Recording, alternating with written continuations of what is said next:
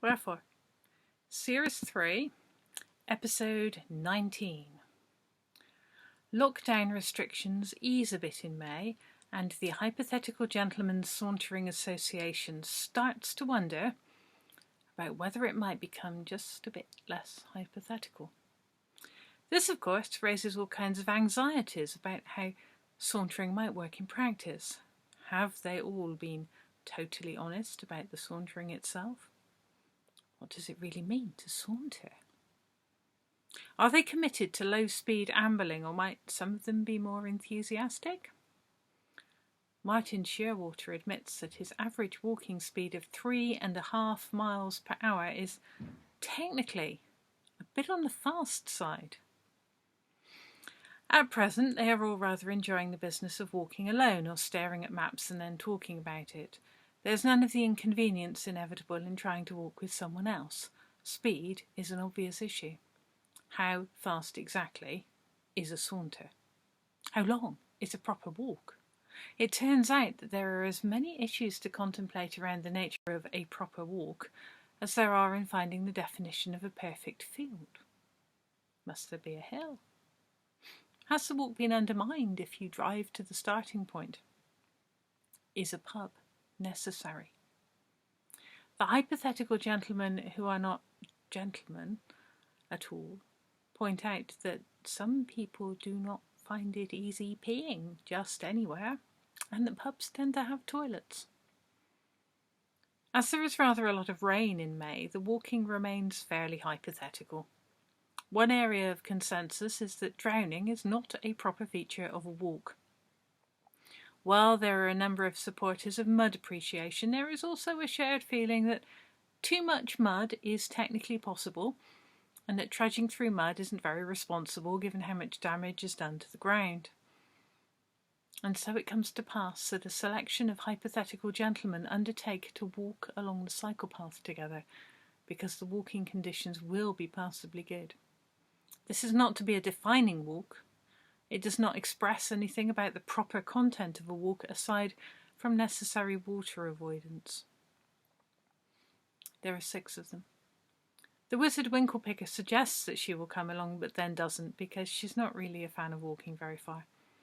Martin Shearwater is already booked for a trip to the Wildfowl and Wetland Trust because he has a great personal need to go and stare at a crane.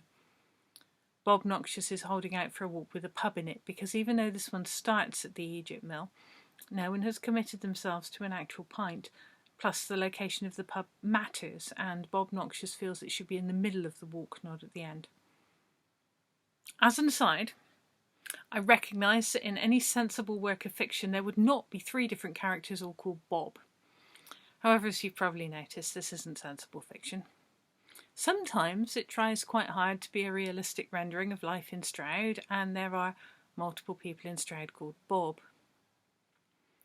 Although there is in turn an awkward question around whether Bob Noxious and Bob Fry are actually wholly real people in the normal sense of the word, or whether they have been made up. I prefer to think of them as real. They have lives of their own, and that should really be enough to qualify them as properly existing. And if this was any kind of proper work of fiction, I wouldn't be pulling narrator stunts like this, but honestly, if you were someone who likes a nice, solid fourth wall in a story, you'd never have got this far. In the lane that passes the Egypt Mill, hypothetical gentlemen assemble. James Weaselgrease turns out to be younger than everyone had expected. Also, there is some kind of small eldritch horror living on top of his head. Happily, as James is rather tall, the eldritch horror cannot easily reach anyone else, and mostly settles for peering at them from the tangles of his curly locks.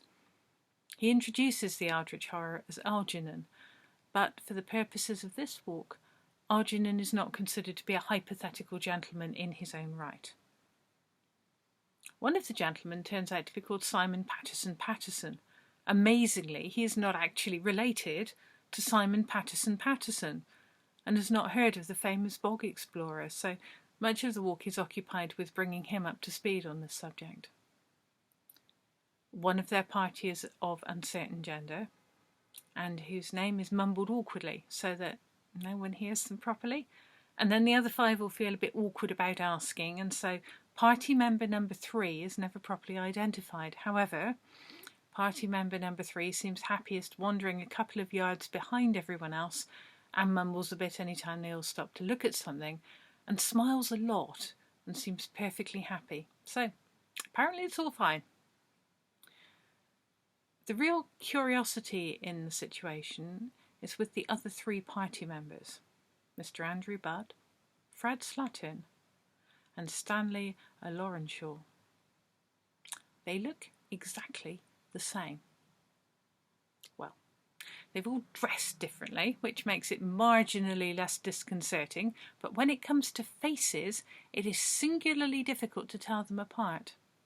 Simon Patterson and James Weaselgrease spend the entire walk calling the 3 of them these nearly identical and hypothetical gentlemen by entirely random and generally incorrect names.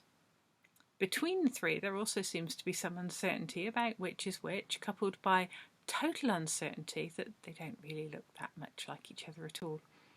Each professes with great sincerity that while he can see a passing resemblance between the other 2, neither of them look particularly like him. Photographs are taken so that there will at least be evidence of this oddity. Despite all of this oddness, it is considered to be a very successful walk. They only get rained on a bit. There is a charming encounter with a deer. And James Weaselgrease suggests that next time he will bring his cat.